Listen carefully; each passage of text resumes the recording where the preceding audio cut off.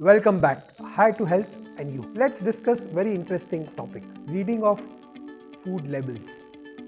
Every food product which you basically buy has ingredient list and of course what kind of energy labeling it has.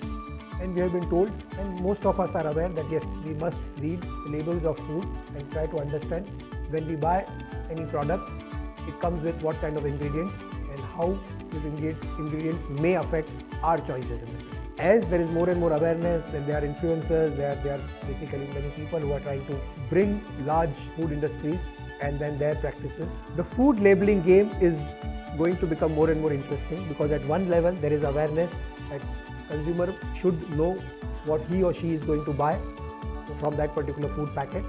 At the same time, the business interest of large industries who are basically chasing year-to-year growth and quarter-to-quarter growth, they also need to outsmart the inquisitive minds